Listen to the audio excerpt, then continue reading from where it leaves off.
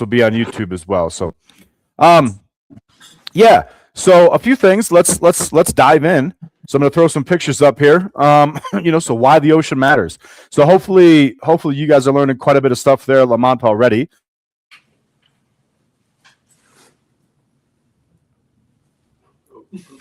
Send a research boat. Can you hear me? No, you kind of froze. Okay. Why are we spending this money to send a research boat out and do science? So, a few things we're looking at. Climate, of course. We're looking at the weather, the weather patterns. We're looking at the water cycle. We're looking at how the temperature is affecting the currents, how it's affecting any type of storm systems. For example, hurricane season is extending longer into the fall now.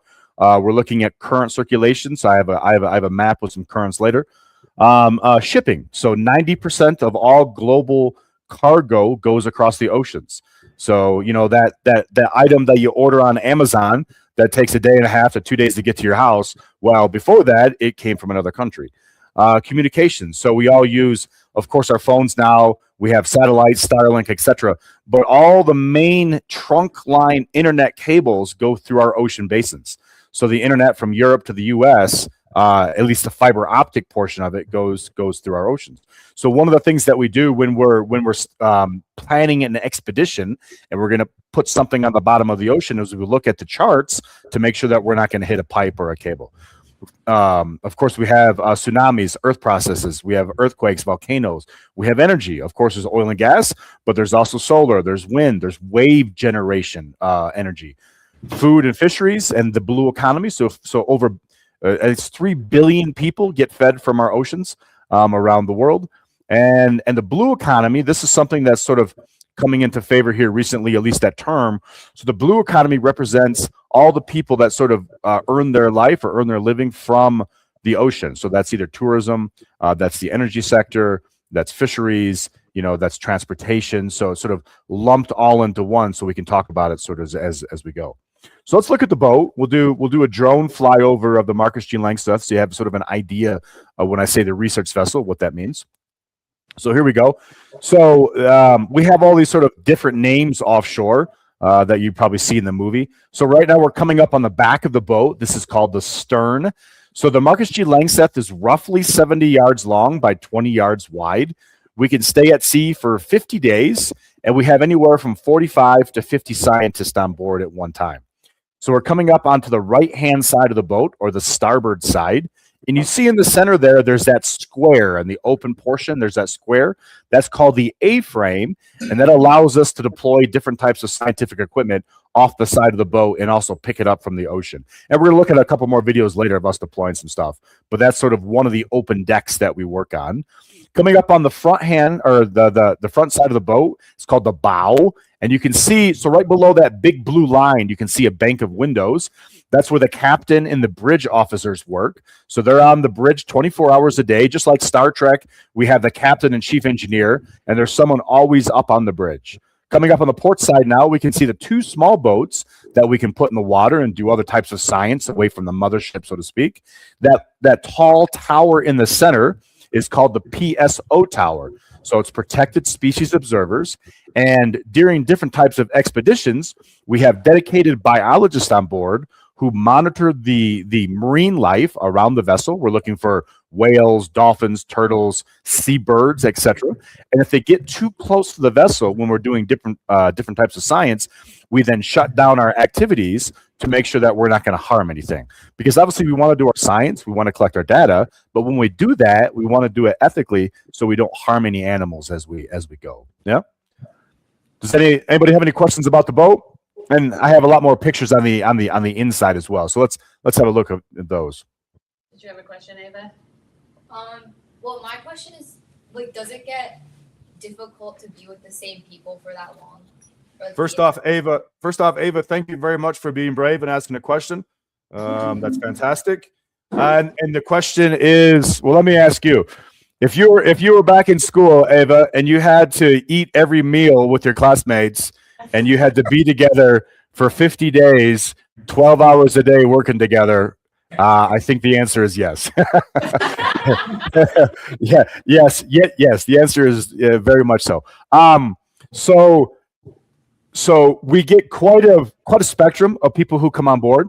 So there's the Marine crew. They go to usually maritime academies. So that would be like the captain, the chief engineer, the different mates, the cooks. So they've usually been offshore quite some time. And why I bring this up is because usually offshore is a filter. If you make it for a few trips, you're going to make it for 15 years. So it cuts out sort of the people who maybe don't quite have the personality to work offshore, because remember, you're being away from home for a long time. You're together, working together. So you have to have a certain personality. I'm not saying that personality is stable. There's a little bit of craziness there for a person to come work offshore. And then you have the scientists who come on board, right? So you have anywhere from undergraduate college students all the way up to PhD, postdocs, researchers and professors. So sometimes there is some friction. So you have to have a little bit of conflict management. You have different cultures as well. So we have 6, 7, 8 different nationalities who come on board. So you can imagine, you know what, for example, I'm not a hugger. I'm not a hugger at all. But if we have Brazilian people who come on board, they're huggers. If you've seen the World Cup lately, you'll know it. So, you know, so you have to have that dialogue to sort of understand what's acceptable and what's not. Does that make sense, Ava? Yes, thank you. Yeah, fantastic question. That's good. Okay, let's look at some pictures. So, so as I mentioned, we have these different names. So the cafeteria that we have on board, we call the mess room. So this is an example of our mess room on board. So you can see this is where we're going to have our meals. It's sort of family style eating. We have 3 hot meals a day. We have a freezer with ice cream. We have a salad bar. When people come on board, one of the things we send out is a questionnaire to understand if someone is vegan, if someone is vegetarian, if they have an allergy restriction that of course we would need to know about. So that way the cooks, when they order their food, we can then make sure that we have the right amount of food for the people on board. Yeah. So this is the galley, or this is where we cook the food. Let's have a look at that. Here it is. So it's sort of a small little galley. You come by, you build your plate as you go. Food, we always say offshore that food is part of your pay. So don't be shy when you're scooping your food. Make sure that you get your food. What about so when we were growing up, what about probably not now, but I would say when you're younger, you're watching your favorite show on TV, you're playing your favorite video game, whatever it is. Your mom and dad come home, they say, "Hey, we need help with the groceries." They honk the horn, whatever. Of course, it's always the favorite part of the show. It's always the best part of the video game. Who's had that happen to them? Because I know it's happened to me before when I was younger. So we all have to go out and help with food, and the same on board the boat. Except on board the boat, we get our food in semi-trucks. So the semi-truck rolls up. This is the boat at port. The semi-truck rolls up, and then we were able, we use a forklift to get the food out of the truck. And then what we do is we form a big line, a sort of a human centipede going through the vessel, and we pass the packages one after another to each other as it works its way through the boat, up the stairs, into the galley or the kitchen, and then it goes into the freezers and refrigerators. We have to watch sometimes to make sure all the ice cream bars make it all the way up that route, but they usually do. Yeah. So let's look at so this is the main lab. This is where the magic happens, so to speak. So this is the central hub of the information. So there's over 40 different monitors here, and all the data gets recorded, comes here. So that would be gravity data, magnetic data, so we have 2 weather stations on board, weather data. We have our GPSs, we have our sonars, we have our seismic. So all this data comes into one central hub, which is called the main lab. Let's see. So another question for the group. If you had to be on board if you had to be on board the boat for 50 days, 45 to 50 people, what would you want to have on board the boat? What would make sense? Are you talking food or are you talking anything? Anything. What would you hope when you walked up the gangway? So the gangway is the platform when you come up the boat. What would you hope to be on board the boat when you came up the gangway? Who's the guy sitting right in front with the muscle shirt? Let's hear from him. Yeah, show. Hey, sun's out, guns out. I get it, buddy. I guess like clothes and like hygiene products. Yeah, that's a good one. What I was expecting, I thought you were going to say workout gear or something. So that's that's where I was going with it too. So we can look at our gym. Come on, Cody. So here's our gym on board. So it's very industrial. But we have a treadmill, a bike, and it gets quite full. There's lots of people on board. Obviously, you don't get to move around on a boat too much. We have elliptical, we have free weights, so people can sort of get in there and get some exercise, which is quite important, obviously, especially when you're working different shifts. Remember, when we work on board the boat, we're working 24 hours, right? Oh, what's going on here? Hold on one second. Okay, there it is. We're working 24 hours a day. So the boat goes offshore. It works 24 hours a day. So we move into shifts. So for example, everybody in the room here, we're not all going to work together. So the first day or two, we start to break into shifts. And a shift can look like a 4-hour shift. So for example, you're going to work from midnight to 4 a.m. and then noon and then noon to 4 p.m. It can be an 8-hour shift. You can work from noon to 8 p.m., for example, or midnight to 8 a.m., something like that. Or it can be a 12-hour shift. So like, for example, when we're on board, my group, so I'm part of the technician group, so we work 12-hour shifts. So from noon to midnight or midnight to noon. So when you're in those shifts, obviously your sleep pattern gets a little bit, disrupted. So it's essentially jet lag on steroids. You need to be able to go to the gym to sort of, work that energy out to be able to sleep at night. So what's a few other things we have? We have a movie room on board. So when the teams aren't working, they're able to go to the movie room. We have Netflix, we have Amazon, we have a ton of movies on board. We have PlayStation, guitars, we have different types of board games, card games, etc. This allows people to sort of relax and break away from work. Here's an example of the cabins. So I'm going to get back to your hygiene question. That was a good one. So this is an example of a cabin. This is a 3-person cabin on board.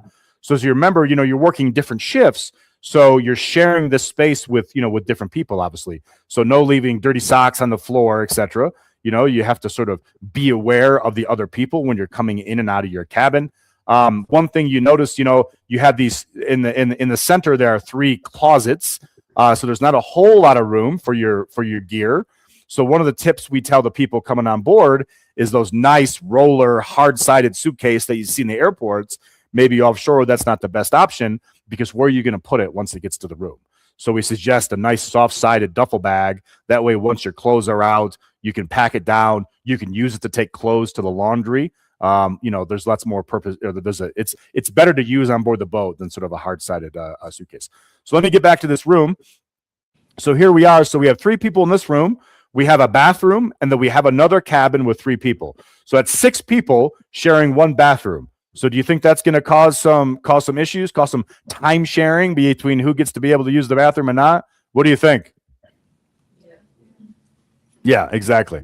So let's see what else we look at. This is the bridge. So this is where the captain is. Yeah, go ahead.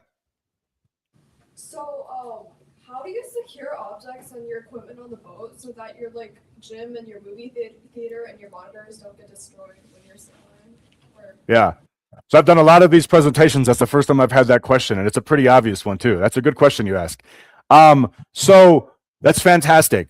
When I'm on board for 5 or 6 weeks and I come home, I'm almost a little bit paranoid with just setting my coffee on the table. I'm looking at all different things. So it's a fantastic question. What happens is, say you guys are going to come on board the boat as a science team.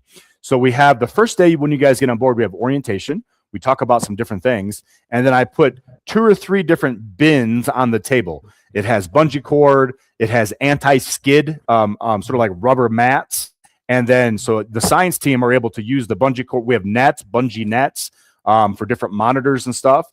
When you put a monitor on the table, all the table have screws. You can actually screw a monitor down, the base of the monitor down to the table.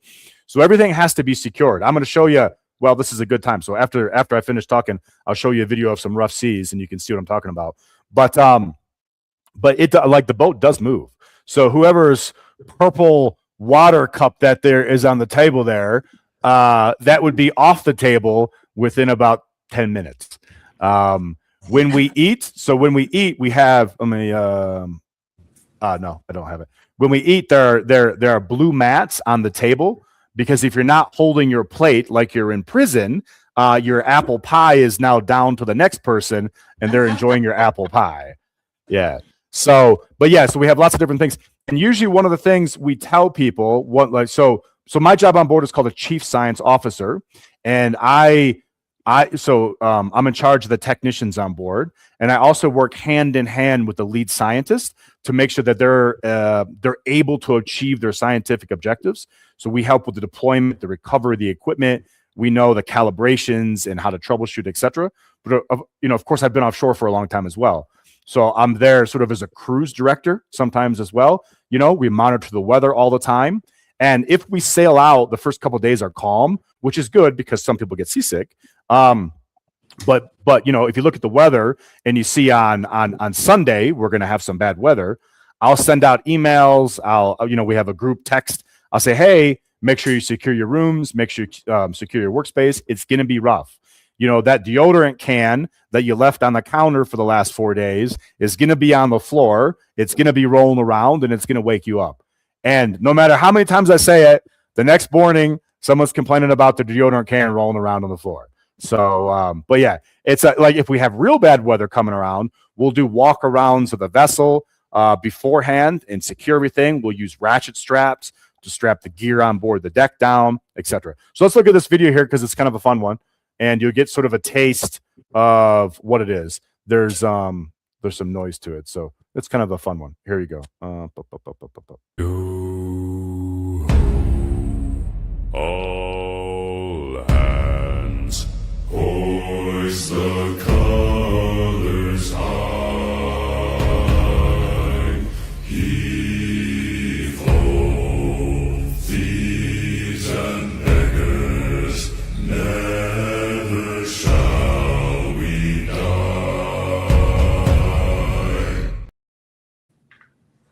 So what do you think about that? Does that look rough enough? Yeah.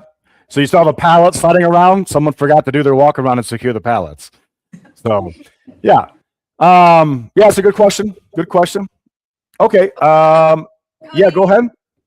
How long have you currently been on the boat, and how much time do you have left?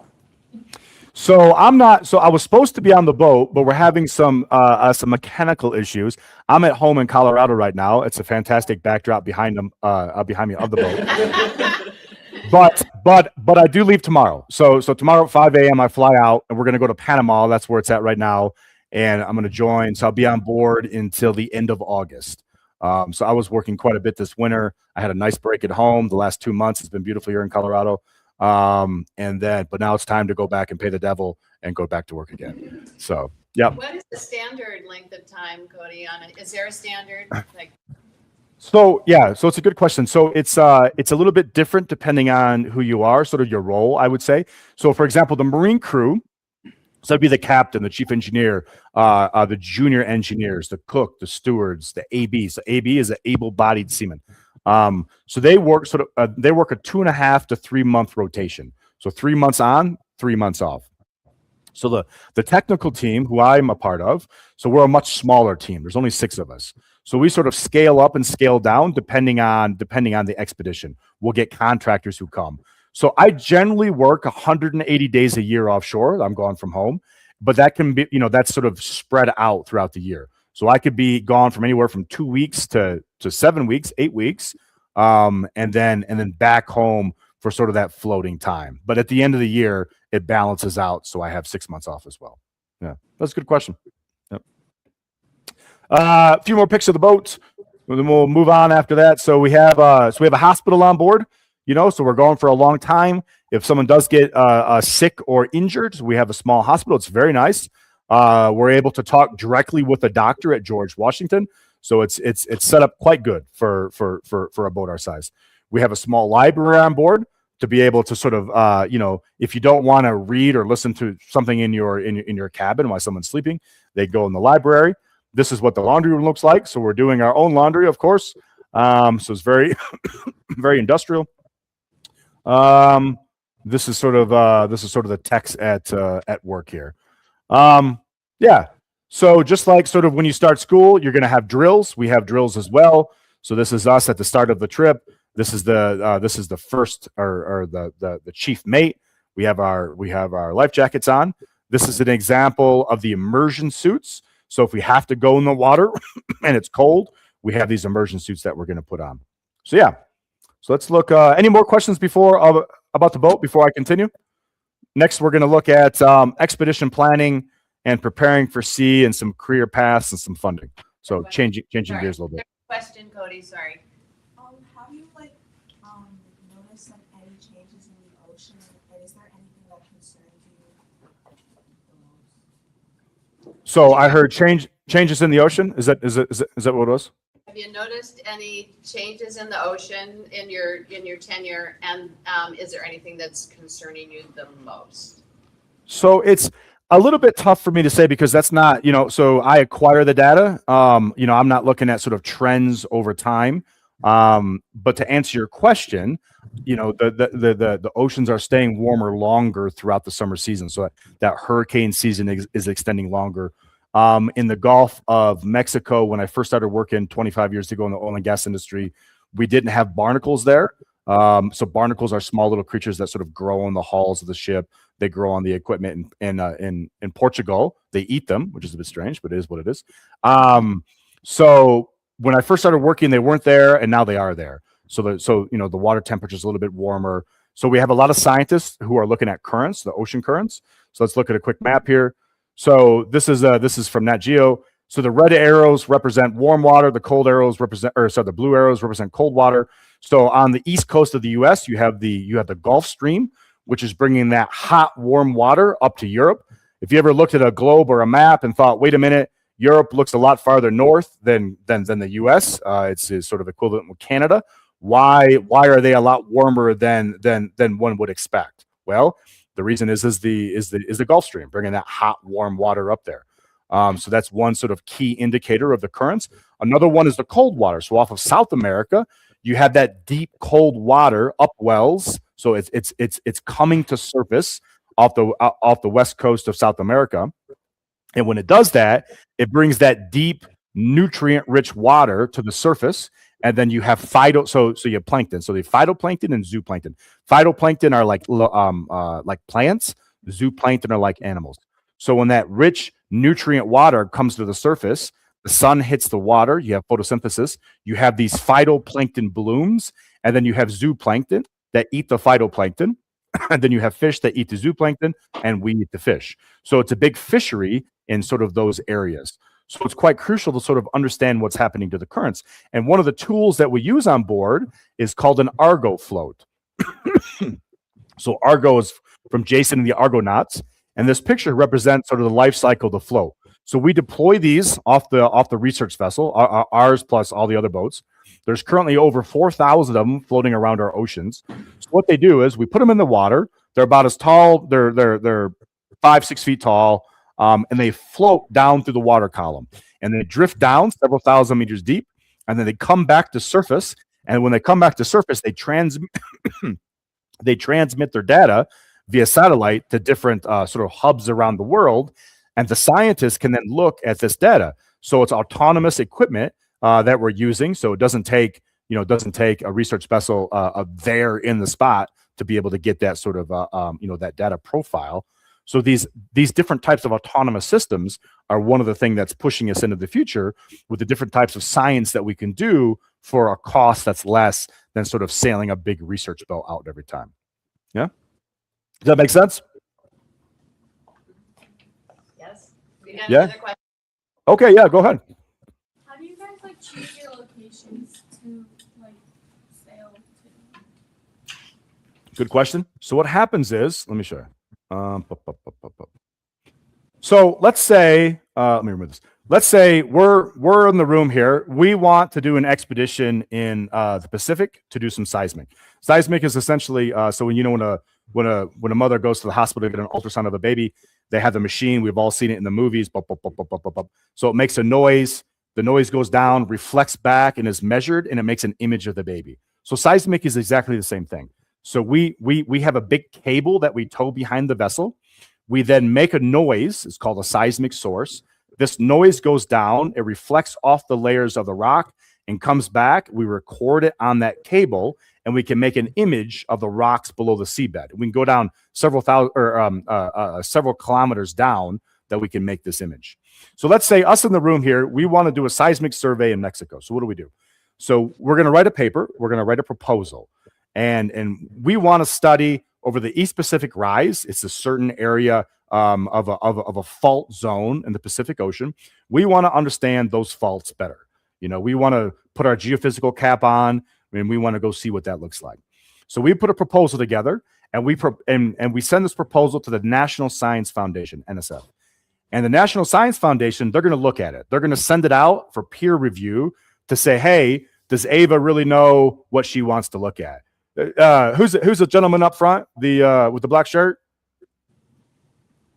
Person Or Justin. or Justin? I'm not sure which one. Justin? Justin, raise your hand. Justin. Yeah.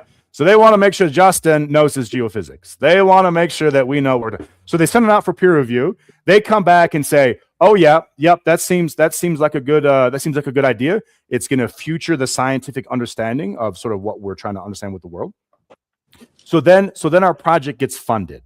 So now we need to go out and we need to work with the vessel operators like Columbia University, like Lamont-Doherty. So my boss is there on campus. His name is Jesus Gayton, and then Sean Higgins, Dr. Sean Higgins. So they're there at Lamont, and then they start to work with the timing. Okay, the Langseth is going to be in the Pacific in the spring of 27.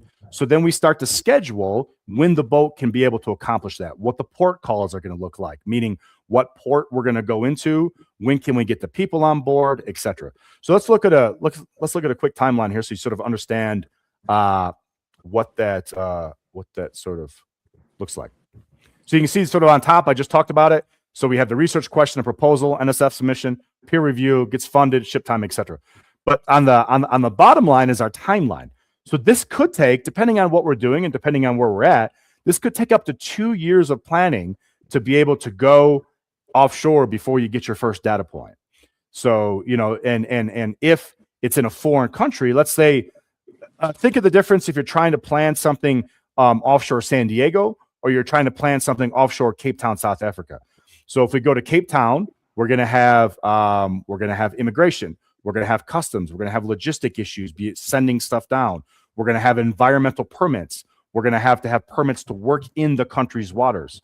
So a lot of these different things we need to think about sort of as we sort of prepare for the expedition. So my role, I come in around the 12 to 6 month time frame to start to think about what we need to do to sort of plan that expedition. So we have environmental conditions, for example. What are the weather cycles like? You know, we don't want to do work up in Alaska in December, as you could imagine, right?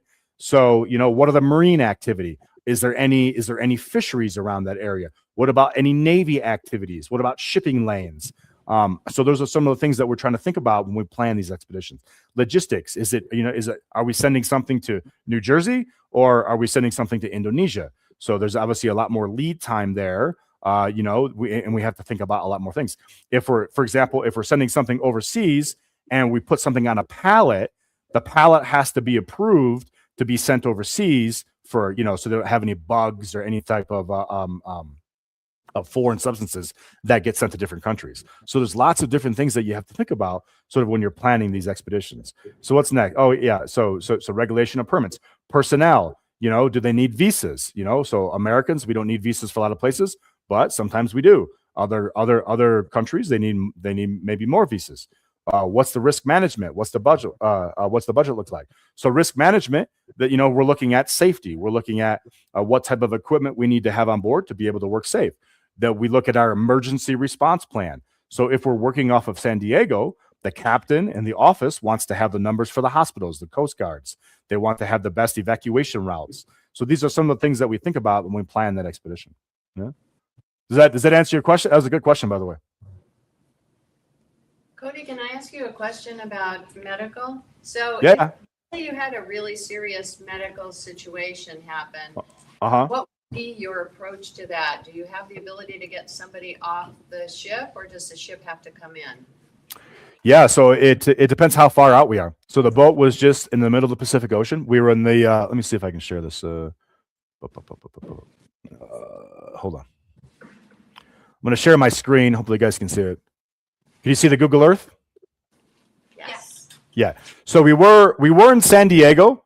We sailed to Hawaii, and then we went over to the Marshall Islands, which are over here. And then the vessel did an expedition for NOAA where they sailed from the Marshall Islands all the way to Costa Rica. So as you can imagine, if the boat was in this area and you had a medical event, that's a long ways away from anything. So that's why the captain is our primary medical provider on board. He has very good training. We have a system called telemedicine where we can hook some instrumentation up to a person. They can call into a doctor. The doctor can then look at the output of the instrumentation real time to help the captain diagnose. If it's a serious injury, we have to then pick up the gear and sail as fast as possible into whatever the closest port is. And that's part of that emergency response plan. If we're working close to the US, we have the Coast Guard, which can fly the helicopter out. They can medevac somebody off the ship. But as you can imagine, a helicopter only has a certain range. So we have to get within that range. So one of the things that we do on board is called risk management. So we have sort of a couple different techniques that we do. So you want to identify the hazard. So you want to understand what that hazard looks like.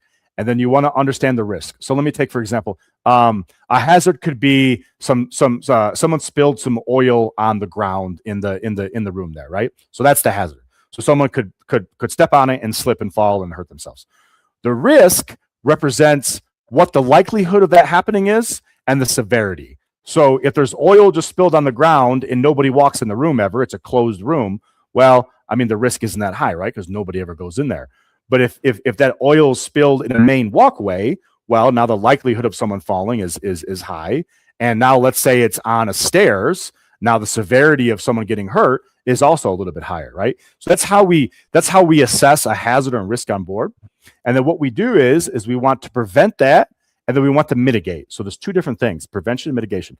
So prevention is either stopping the oil from spilling in the first place. If it was leaking, we stop the leak, we fix the machinery, we clean it up. So there's a couple different things that we can do it. If it's a cultural problem, if someone spilled it, walked away, and didn't clean it, we need to do some training.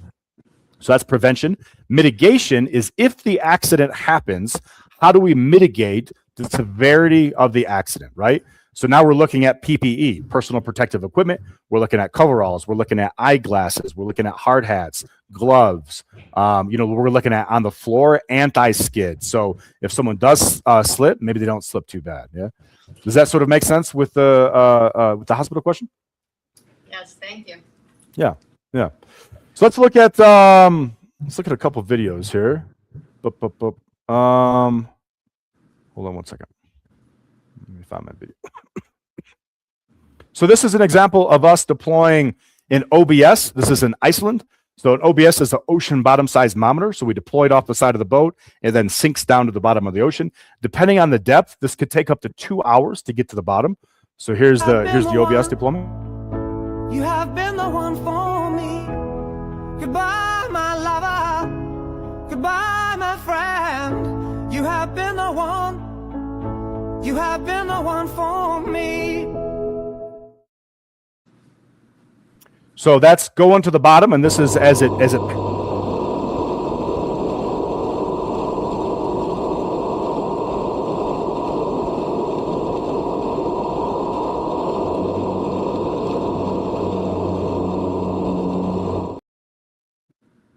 So that floats down to the bottom, it then settles on the bottom, and the instrument is in contact with the seafloor. And then when we make our noise with the seismic source, which I'll show you here in a second, it goes down, reflects off the rocks, and that's recorded to that instrumentation. And then are there any mathematicians or geophysicists in the office, or future geophysicists in the office? No? So there's two types of waves. There's two no, there's geo what? What is he saying? So there are two types of waves. There's P and S waves. One type of wave can only be recorded through, it can't be recorded through water. And then, so if there's contact to the ground, you can record too. So it's primary and shear waves. So that's why we settle on the ground and we're able to get more data as opposed to just a cable in the water. So this is what the seismic source looks like. This is what makes sort of the noise and goes down. Let's have a look at this.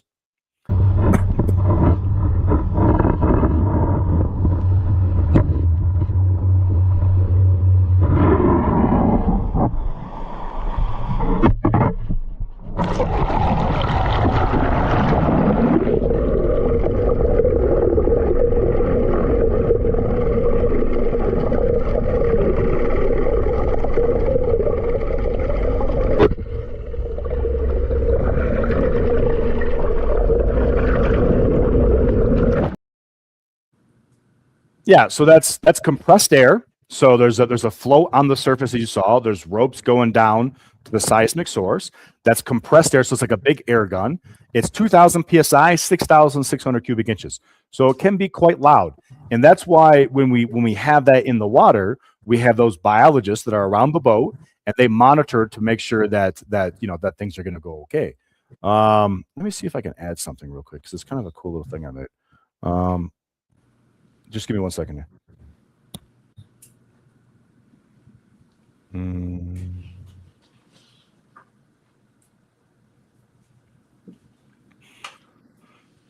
So this is us deploying this streamer. So you see the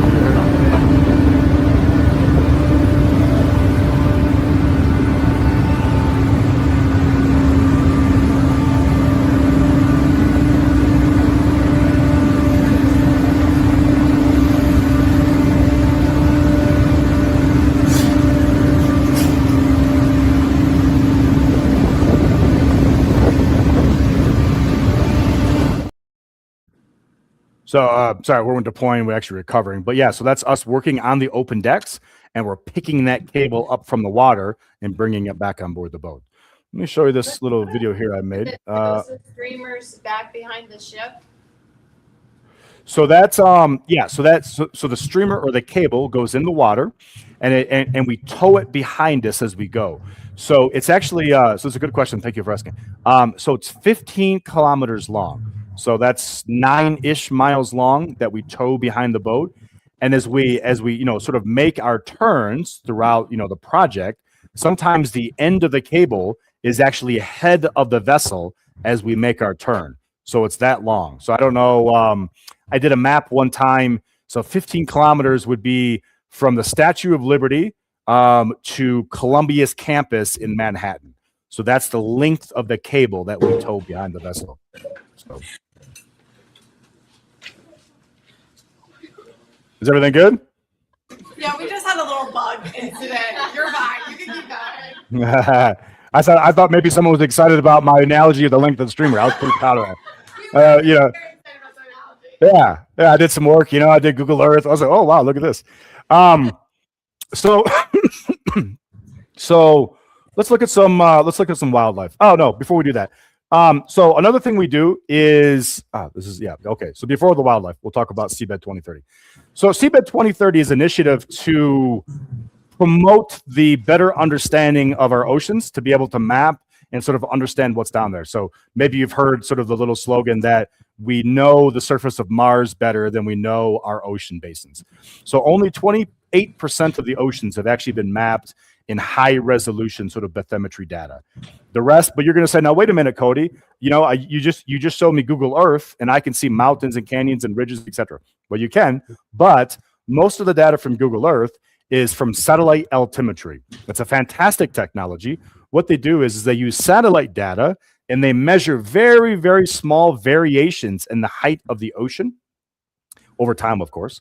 And then with that, they're able to have an understanding of what the gravity looks like, and they're able to interpolate, because of the different gravity numbers. They're able to say, oh, there's probably a mountain there or a seamount. There's probably a canyon there, etc. So let me share my screen again so you can see what I'm talking about. Here it is. Can you see Google Earth again? So, oh, no, you can't see it. Yeah. So this is where we were working at quite recently. And here, can everybody see obviously the definition here is quite good, right? You can see a lot of ridges, you can see a lot of sort of terrain, etc. But if you look over here, you see how it's a lot fuzzy. Everybody see that? Yes. Yeah. So the fuzzy areas are what's done with satellite altimetry. So you can see some, there are some features, right? You can see some mountains, some peaks, some, etc. But it's certainly not well defined like this. So Seabed 2030 works to sort of promote the better understanding of what's been mapped and what hasn't, and to be able to work with countries to be able to have research vessels like ourselves to go into their EEZ. So EEZ is exclusive economic zone. So every country has a zone around them where it's sort of theirs. So so a lot of countries won't let research vessels in for various reasons. They're worried about that data getting out that they don't really have control over, right? But Seabed 2030 works to try to better to have an understanding that, look, we want this data to go to science. We're not going to use it to sort of get your resources or something like that. So here's an example of what an EEZ looks like. So you have the Galapagos Islands down here. We were down there last summer. So the Galapagos Islands are for Ecuador. So if I add the EEZ layer, so you can see 200 miles around the Galapagos, this belongs to Ecuador. So if we're sailing through this area, and this is one of the things that we do when we're planning an expedition, we look for the EEZs and where we can acquire sonar data and where we can't acquire sonar data. So what's sonar data? Sonar data is making that high resolution map of the bottom of the ocean. So here's a 3D image of what I'm talking about.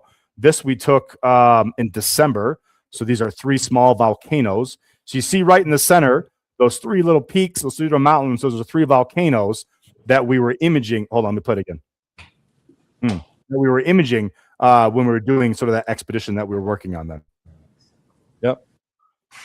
Any questions about that? No? Okay. Beautiful image. Thank you. So, wildlife. So when we're doing the science, as I mentioned already, we see quite a bit of wildlife around us. So here's a sea turtle. We get a dolphin.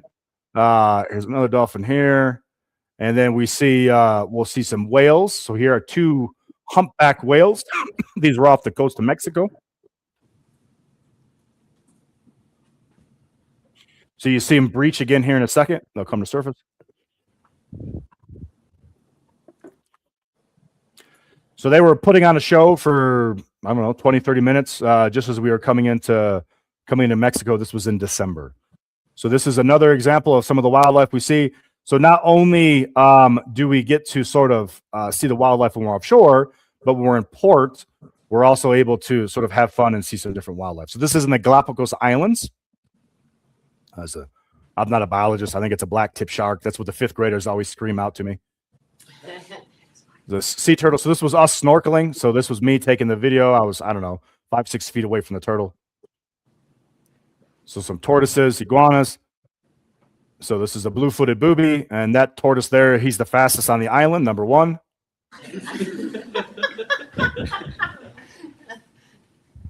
A couple locals. And this is a lava tube, actually. So this was a tube that you could explore. There was so the lava used to flow through it. Now it's only tourists flowing through it. But yeah. Let's watch one more video and let's do some questions. What do you think? Here's a good video. So these are some of the scientists that we have on board. So all different walks of life. You don't have to have 5 PhDs to come work offshore. So here's a couple hard workers on deck here. What we did was we lowered a microscope into the water and they were looking at the plankton real time there. It was fascinating. So I don't know if they know what a rosette is. You showed a couple of images of the rosette. Do you want to talk about that? Yeah, let me see if I have here it is. Yeah. So I've talked a little bit about the geophysics, the seismic, the gravity, etc. So the other side of that coin that we do is the oceanographic work. And the main workhorse of the oceanographic world is the rosette. So here we see what this gentleman is working on. Those gray bottles that you see, those gray vertical bottles, those are 10-liter Niskin bottles. So we can take water samples at depth. So if the water, if the ocean is 5,000 meters deep there, so we can send this down 5,000 meters and we can take a water sample from that depth that when it comes to surface, the scientists can then study. If they're looking for example, microplastics or plankton or the level of CO2 in the water, whatever it happens to be, they can study that particular water. And then on top of that, we have a suite of instruments that we also have in the rosette that we can measure different things in the water column. So as this is lowered down through the water column, we have these instruments recording, and we can record temperature, salinity, the level of oxygen, PCO2, so the level of CO2. We can record turbidity, so how much sediment is suspended in the water. We can record the amount of light that penetrates and how far it penetrates down into the ocean. So there are many, many different, and there's I don't know, maybe a dozen other instruments that we can install. It's a sort of a modular system, and we can install onto the system as it goes to the water column, so the scientists can study different things as it goes. And one of the I don't know if I have a picture. One of the popular things that they like to do is the cup dunk. Do you have some cups there at Lamont, Maji? So we're in the field station and we don't have any down here. Okay. So what they do, guys, is I know I don't have a picture. They have so everybody decorates a styrofoam cup. So let's say the styrofoam cup is something like this, right? Oh, can you see it? Oh, here. It's something like this. So everybody does their decorations with their Sharpies, the cruise number, their name, maybe an octopus, whatever it happens to be, right? They put them into like a laundry bag, or sort of a bag that gets tied to the rosette. It goes down to 6,000 meters. And when the cups come back up, so instead of looking like this, they're about this big. And because it gets crushed with the depth of the water, and it's always a keepsake. Everybody always has them on their desk, or they're around the boat constantly. So yeah. Let's open it up for some. So that's 45 minutes now. Let's open it up for some questions and see what we can talk about. We want some good ones. Who's right up front there, front and center? You picked Grace I was gonna say, you mentioned the EEZs. What does that stand for? Like, there's, I'm guessing like zones, and then also, are there any places that you can't go that you want to go to like record stuff? So EEZ is exclusive economic zone. It's 200 miles.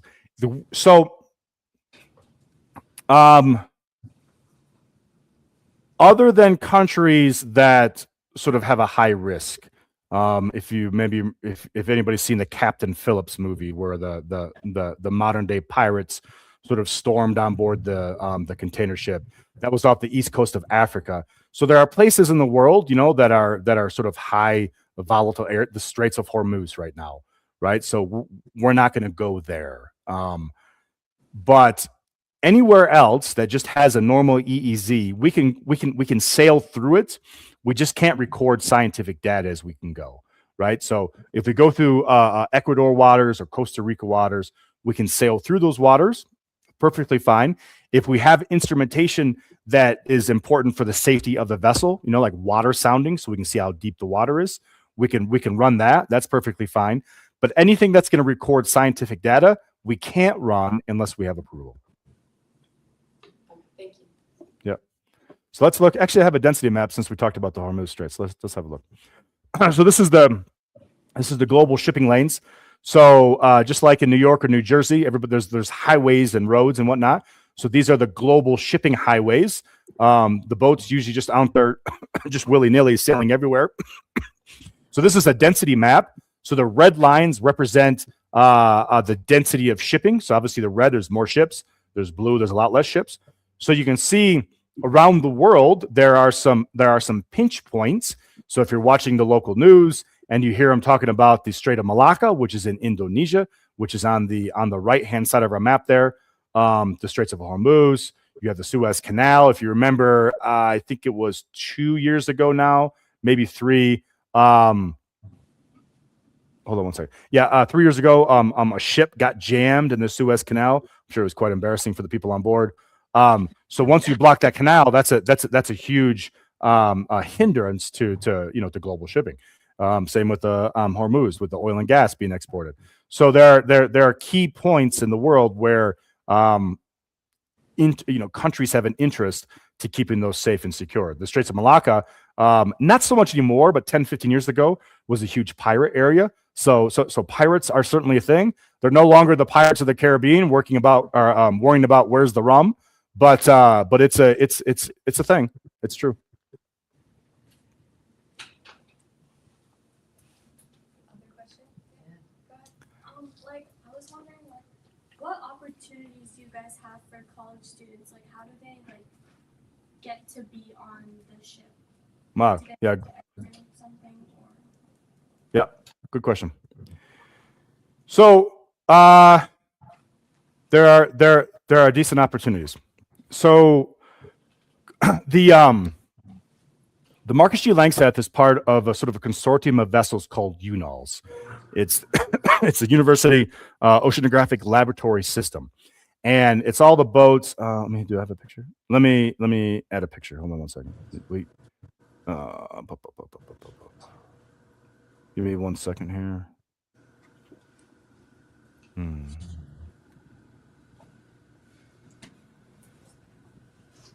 Oh, I don't have it handy. So there's a website called MFP, Marine Facilities Planning. Anybody can go to, and you can go see the current locations of the boats around the world. And these are all North American or U.S. boats with this UNOL system, and the Marcus G. Langseth is part. So through UNOLS, they offer different internship programs. So one is called the MATE Internship Program, and we've had a lot of interns come on board the boat over the years. I think we're just in the last 2 or 3 years, we've had a dozen, and that's just our boat alone.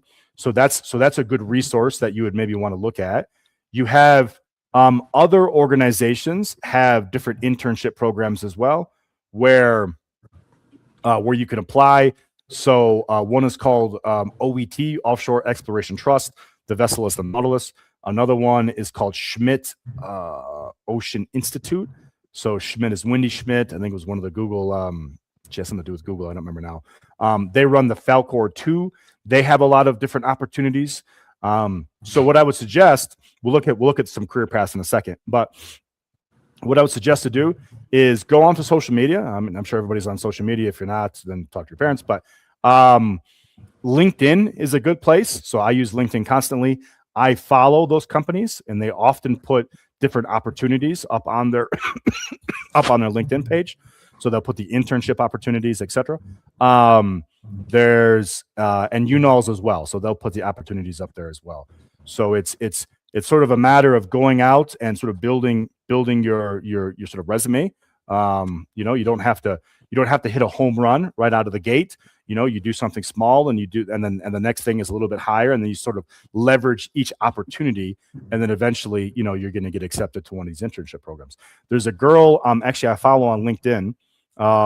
She's in 11th grade. Absolutely amazing. I can't remember her name, Victoria something. With what she's been able to do at such a young age, she's able to do, to leverage different opportunities. She's in the UN like microplastic awareness. She's been to Washington, D.C. She really does a good job. So, if you're going to follow somebody sort of in the influencer world, I know how you guys are. I'm a little bit older. I would, she would be a good example of someone to look at and sort of to understand what that career path looks like. And same with, if you see someone in a position, let's say, someone wants to be a doctor or be a lawyer or something like that. What I would suggest is to, look at them on LinkedIn and see what they did, see what schools they went to, and see, it sort of gives you a roadmap of what can be accomplished. Yeah. So as we talk about careers, let's add this one here. So this sort of, so I guess you guys are on the left-hand side there. High school, math, science, engineering, GIS. GIS is Geographical Information Solutions. And then there's for a research vessel anyways, but it still holds true for other careers as well. There are many different ways to sort of come on a research boat. You don't have to have 5 PhDs to come work. I have a bachelor's in geology. I licked rocks in school. So you have trade schools, you have welding, you have electrician technicians, you have machine, you have of course the university route. You have oceanography, engineering, environmental sciences, marine biology, geology, etc. You have the maritime academy. So there's one in New York there. That's a fantastic maritime academy just north of the city. You have data and tech. So you have like your IT school, ITT Tech or whatever it's called now. And of course the military, the Navy, Coast Guard, NOAA. So there are many sort of different paths that one can follow to be able to accomplish what you're looking for. And I think that holds true in life as well. One other thing I'll mention about careers, that sort of gets overlooked sometimes are the micro credentials or micro certificates. So let's say everybody is gonna go to college and you get a bachelor's degree, right? You're coming out of college with a bachelor's degree just like everybody else. So when I look at your CV, and I look a lot of them, especially for the interns, you know, what distinguishes you from the dozen other people CVs that I'm looking at, right? So a lot of those things are, this is only my opinion, so take a grain of salt, are the micro credentials. So you can go, and a lot of them are free. So you can go online, for example, OSHA. OSHA is a safety regulation body in the United States, and they offer a free 30-hour safety training. So for example, if you're going to come on board a research boat, and I saw that you had the initiative to go out and do the OSHA training, you went out and did hazmat, so hazmat, hazardous materials. These are just 2 examples. There are legions of examples. If you do project management, if you do conflict management, so your soft skills, so conflict management, personality, sort of understanding different personality types in the workplace, so introvert, extrovert, the Myers-Briggs type stuff. So these are important micro credentials that you can layer on top of your degree. You can broaden your base out a little bit and make yourselves a little bit more marketable in a very highly sort of competitive market. Yeah, it's a long answer to your question, but does it make sense? Yeah, thank you. Yeah. We have another question.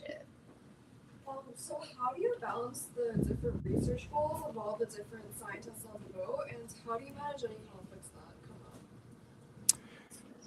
So it depends on the expedition. The geophysical expeditions, everybody is there for the seismic data. So you have one lead scientist. It's called a PI, primary investigator. They're in charge of the scientific team, but everybody is sort of rowing in one direction with the geophysical. With the oceanographic, it's a little bit different because you have multiple teams on board from multiple different schools in multiple laboratories. So when you saw that rosette on deck with the water bottles. So you have something that's called a water boss on board. So let's say, if you split the room in half, so one half wants to look at chemistry, one half wants to look at biology, and you acquire, and you need so much water to be able to do your studies. So the water boss says, okay, a certain team member, a certain group is going to get 2 liters from each bottle. The next team comes up, they're going to get 1 liter. So there sometimes are sort of different requirements per team. Sometimes there are conflicts, and it's the job of the PI, the chief science officer, to be able to hopefully solve those conflicts and be able to come together with a collaborative solution.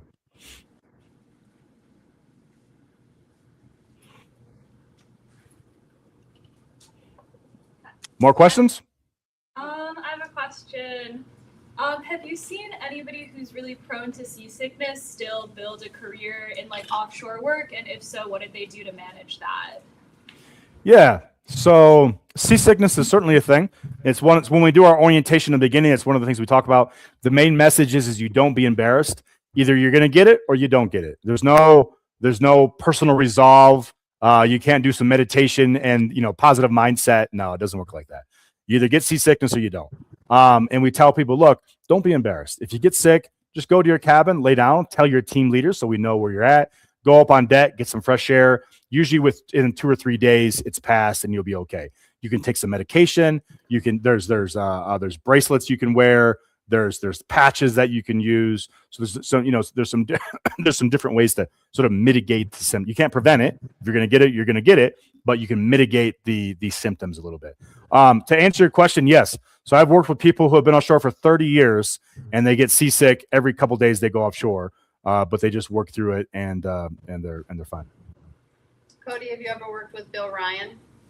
No, I haven't worked with him. Okay, so Bill is he's a pretty renowned scientist at Lamont who built his career on the oceans, and he gets violently seasick every time he goes out. And he would talk, we were running a program where we were just going to go offshore with some people, and he immediately said, why are you doing that? You're going to make everybody seasick, and you're going to be gone long enough to make it worthwhile. So he's very sensitive to the possibility of other people also experiencing an unhappy experience. So yeah. Oh yeah.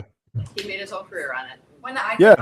did research in undergrad, I was on a boat once, and it was like rough seas when we were out there, and everyone besides myself and one other people were throwing up from seasickness. Like all my professors were like puking over the side. So it's definitely something that happens to everyone. Like everyone has a tolerance. Like you can never not go into that field due to seasickness, I would say. No, that's right. I mean, in just because I've never been seasick, but that most likely means I just haven't seen seas enough yet where I haven't been seasick. It's like, it just is what it is. Yeah. Have you done the Drake's Passage? No, I haven't. And that's what I mean. I probably haven't seen the seas yet to be able to get sick. Yeah. And that I was fine on the way over. I was a little queasy on the way back, but I did really well compared to a lot of people. That's Yeah. So I have one kind of, I think we're sort of pushing up against the hour. I mean, I'm free to talk longer, but I have one kind of cool video. We'll watch this and then we'll see what our time looks like afterwards. So this is from WHOI, Woods Hole Oceanographic Institute. So they have the vessel called the Atlantis, and they have a submarine that they can put down called the Alvin. And they take some absolutely amazing footage. We're talking stuff that's on Science and Discovery. So this was in the Pacific Ocean. This was maybe a year ago now. Let's watch a little bit of this footage. Watch for a few minutes here. So we'll go back. See. So that's a submarine coming out of the water. And this is world famous. So they put it down on top of some hydrothermic vents, some black smokers. And this is some of the footage they took. So this is in the Pacific. You can see sort of this vent. So this is below the sub. These are lava flows that we're seeing here. You can see some wildlife. And once again, this is from WHOI in Massachusetts. Fantastic organization. So you can see some. I'm not a biologist, so I can't start naming off stuff, but I see crabs. I know that. So you can see sort of how hot the water looks here.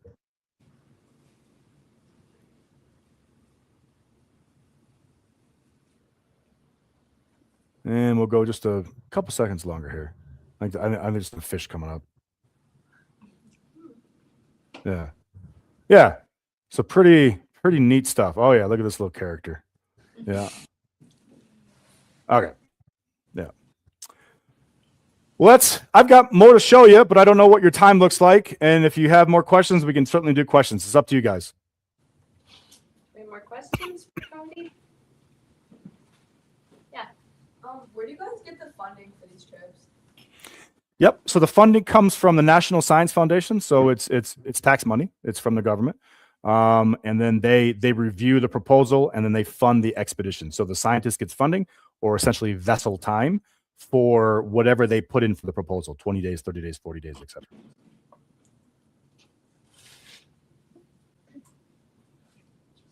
Oh, okay.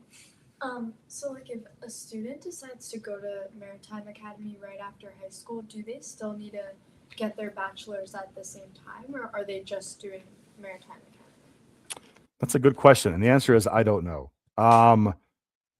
See how powerful that answer is? I don't know. So I think because that's not the route that I went. So I did geology. I went to the oil and gas field for 20 years before I came to Lamont. So I've worked in the oil and gas world. That's what I know.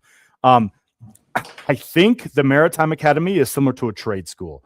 So you're going to go there, not in place of college, but you're going to go there as a learning route, and you're going to go to that Maritime Academy. And when you're done, you're going to graduate as a certain rating, a third engineer, a third officer, etc.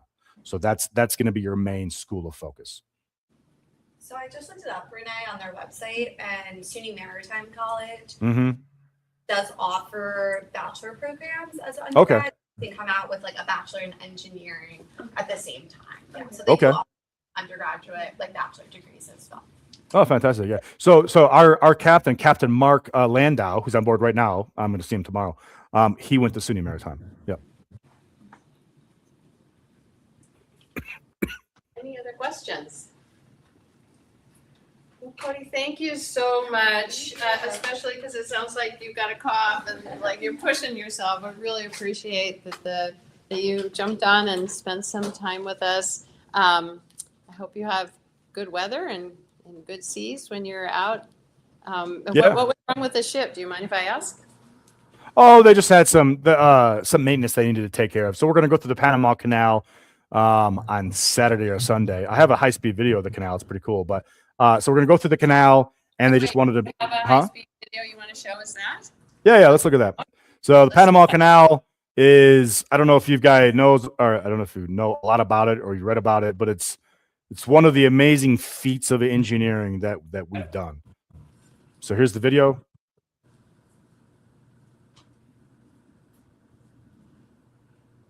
So that's the high-speed video, and I have a little cartoon because it went so fast to show you sort of how the canal works. So here's a little cartoon I stole from online. I give credit to whoever made it. It's good. So the boat comes in on the left-hand side. So they lower the water level down. They then close the gates of the lock. They then raise the water, and then they're able to sail into the next lock. They then raise the water again. They sail into the next lock. And then after that, they go into Lake Gaetan, which is an artificial lake that they created to be able to float most of the way through the canal. So it's, but if you haven't read about it, or if you haven't watched any videos on the canal, it's absolutely amazing what they did. I mean, hundreds of people died, malaria, dengue fever, yellow fever. It's truly impressive what they're able to do. Do you know the length of it? Just in general? I don't know the length in miles. It takes about 12 hours to get through it from the start to And finish. that's with all the fill and, the lock Yep. filling and shifting, right? Yeah. Yep. Has anybody been through the lock system on the Hudson? It's really a cool experience. It's worth doing. It's just kind of exciting.